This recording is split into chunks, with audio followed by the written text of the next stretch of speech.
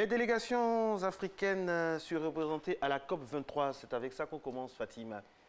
Tout à fait. Selon Notre Voix, les 5 plus importantes délégations sont africaines, alors que le continent ne joue pas un rôle moteur dans la lutte contre le réchauffement climatique. Si la taille moyenne d'une délégation à Bonn est de 45 personnes, eh bien la Côte d'Ivoire a fait le déplacement avec 492 personnes. Mais la Côte d'Ivoire n'est pas la seule délégation en nombre pléthorique envoyée depuis l'Afrique. On compte la Guinée, 350 participants, la République démocratique du Congo, 340, le Congo, 308 et le Maroc, 253. Selon l'intelligence d'Abidjan, des participants ivoiriens contactés expliquent que la liste présentée comme celle de la délégation ivoirienne est plutôt une liste qui recense les demandes d'accréditation effectuées auprès des services de l'ONU. Ces accréditations sont nécessaires non seulement pour accéder aux travaux, mais surtout pour obtenir les visas Schengen pour ceux qui n'en disposent pas. L'autre problème que pose cette présence pléthorique n'est pas forcément la pression sur les ressources publiques, mais plutôt une tentation d'immigration clandestine en Europe pour certains, nous dit l'article. Des esclaves subsahariens vendus aux enchères en Libye, et ça, c'est le tollé général provoqué cette semaine. Tout à fait, les commentaires de colère et de soutien influent en masse sur les réseaux sociaux. Les images viennent d'être rendues publiques par la chaîne américaine CNN. Après une enquête de longue haleine, celle-ci a pu prouver l'existence d'un marché aux esclaves subsahariens en Libye. En août 2017, CNN prend connaissance d'une vidéo tournée quelque part en Libye où l'on voit des Africains vendus aux enchères. 800 dit celui qui fait office de commissaire-priseur, 900, 1000, 1100 vendus.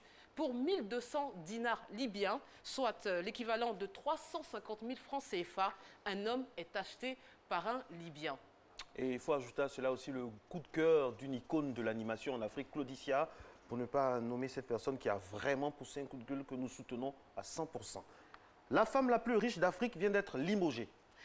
Et oui, selon l'agence de presse régionale, la fille aînée de l'ex-président angolais, José Eduardo dos Santos, présentée comme la femme la plus riche d'Afrique, a été limogée de la présidence du conseil d'administration de la Sonangol, la compagnie pétrolière nationale, ce mercredi 15 novembre. Une décision prise par le nouveau président de la République angolaise, M. Lourenço. La nomination à la tête de la compagnie pétrolière de Isabel dos Santos, accusée de népotisme et de corruption, avait été décidée par son propre père en juin 2016. Elle avait dans la foulée été contestée en justice par un groupe de juristes devant la Cour suprême. Ces derniers avaient argumenté que les agents publics, y compris le chef de l'État, n'ont pas le droit de nommer des membres de leur famille, ce qui paraît logique. Alors, on va continuer cette fois avec... L'insolite. Toujours l'insolite. Pour terminer. À Cancun recherche un ambassadeur et pour le relancer le tourisme, bien la ville du Mexique est prête à redoubler d'efforts et à mettre la main au porte-monnaie. Le site cancun.com a publié une annonce afin de décrocher le candidat idéal pour relater son séjour dans la station balnéaire sur les réseaux sociaux. Alors, l'heureux élu sera grassement payé en 8 500 €, si je me souviens bien.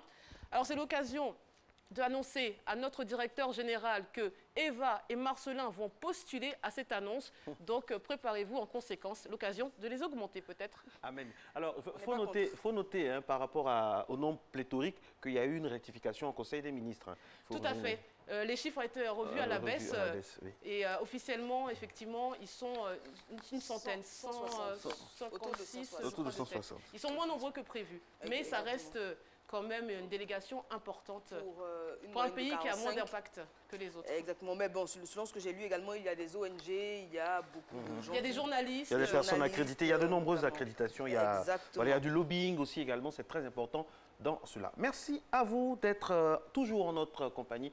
Nous attendons avec beaucoup de plaisir notre chroniqueur, notre expert du jour. Hein,